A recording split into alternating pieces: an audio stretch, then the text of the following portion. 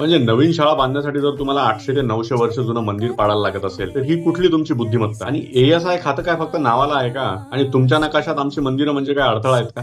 जुन्या वास्तूंना टिकवण्याची जर तुमच्यात हिंमत नसेल ना तर त्या पाडू तरी नका. आणि मंदिरं म्हणजे फक्त दगड नसतात, तर मंदिरं हे आमच्या श्रद्धेचे आणि संस्कृतीचे जिवंत पुरावे आहेत. मग तुम्ही जर असं कराल ना तर मग ती अँटी हिंदू मानसिकता आहे ना ती उघड होती. मग जर समजा तुम्ही शाळा इतिहास नष्ट करून बांधणार असणार तर मग तुम्ही त्या शाळेत इतिहास काय शिकवणार? आज हे मंदिर पाडतायत, उद्या आपलं अस्तित्व मिटवायला निघतील. हे लोक तर तिकडून म्हणतच आहेत की सनातन धर्म इरॅडिकेट केला पाहिजे. धर्माच्या आडून जर पॉलिटिक्स करत असाल तर तुमच्यासारखी मूर्ख कोणीच नाही. कमेंट सेक्शन मध्ये लोक येऊन मला विचारतात, अरे बाबा मी काय MP आहे, MLA आहे, मंत्री आहे, मी कोण आहे?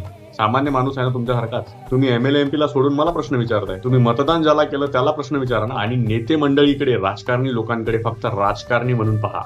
ते देव नाहीये. तुम्ही त्यांना काय समजताय हे त्यांना कळतंय, म्हणून ते एवढे तुम्हाला ग्रँटेड घेतात.